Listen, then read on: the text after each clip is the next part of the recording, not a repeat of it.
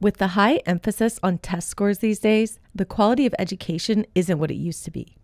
Teachers are pressured into teaching curriculums that might not always align with their values.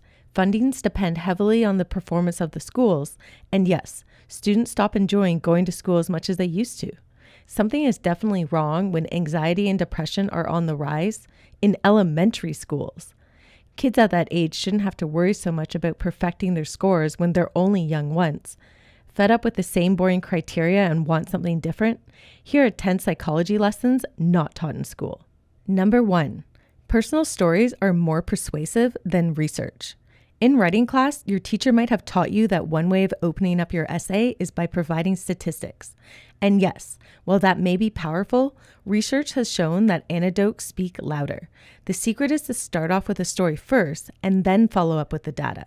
People will engage with your essay, presentation, or video better. Why? Because stories provoke empathy. It gets people to make connections when it triggers their own relevant memories. Number 2, handwritten letters tend to be more honest. It's great we no longer have to rely on pigeons to deliver our letters when there's this thing called texting. But interestingly enough, if you want the truth, a handwritten letter may work best in your favor. In one study from DePaul University, 48 business students were given 89 imaginary bucks and had to decide how much they wanted to share with their partner. One group communicated via email, while the other wrote letters. The group that wrote emails lied about the amount of money more than the group that handwrote letters. The same results occurred for managers who took part in the study, showing that they were more likely to lie over email exchanges instead of pen and paper. Number 3, we think we're more important in how events work than we really are. Today's age gets a bad rep for being narcissistic when we enjoy taking selfies. But self-importance has always existed before Instagram was even born. Product manager Krish Manat explains the illusory correlation. Think about those days when you're ready to check out during a busy line at the grocery store. You might sulk and complain why the lines aren't going any faster and may even start to believe the other line is better without being aware that you're moving and making progress, too, in the lane you've already chosen. The illusory correlation happens when we mistake two things for being linked even though they aren't. We only notice two things at the grocery store, ourselves and the line moving faster. When we exaggerate our self-importance, we fail to recognize how the events are actually unfolding. Number 4, the nocebo effect is just as powerful as the placebo effect. You've probably heard of the placebo effect. When someone is down with the flu and they are given a sugar pill being told it'll boost their immune system, they get better from this belief. But the nocebo effect is also real. When someone is given a sugar pill, believing it has a side effect that makes them dizzy, it can actually make them feel worse without actually having that side effect. This explains why some people act drunk when they actually aren't after consuming a non-alcoholic drink placed in a party cup. Number 5, the law of attraction is in your favor. Although the law of attraction isn't backed up by solid research, it has been studied and applied by many philosophers.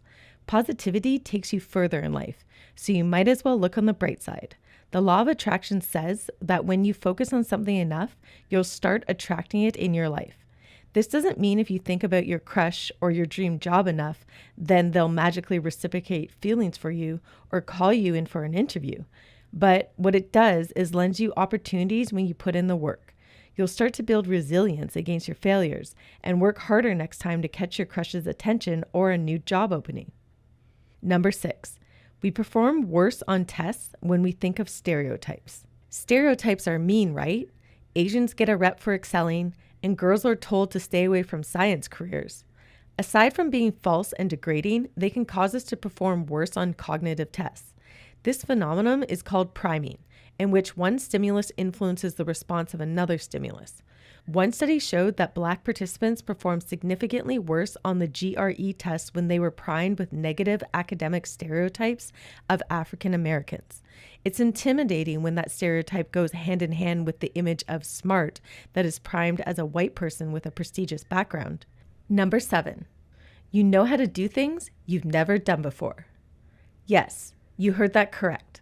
Let's take the example of someone who knows how to read books, but has never read on a Kindle or iPad before. They use what is called a mental model.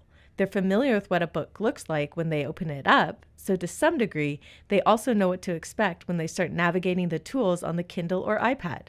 Mental models can be efficient when they help people problem solve in unfamiliar situations. Number 8. If you see your crush more regularly, your chance of scoring a date is higher. This is called the mere exposure effect. This doesn't mean that chance is necessarily 100%, but people generally start to like things they are exposed to on a daily basis. You might shrug something off if you see it once, like a scarf at a clothing store or a bottle of juice at the gas station. But the more you see these items when you run errands, you might start to grow curious about them each time. The same applies to your crush. They might just start thinking about you too, the more you guys pass each other in the hallways or have the same classes together. Number 9, we associate the individual with adjectives they use to describe others. This phenomenon is called spontaneous trait transference. If you start bad-mouthing about a family member, friend, or coworker, the person listening to you might start to associate those same traits with you. This is why it's probably not a good idea to gossip or talk ill of someone behind their back. Number 10, multitasking slows things down. You see it on job postings and lifestyle blogs all the time. Multitasking is seen as effective, but this information is misleading.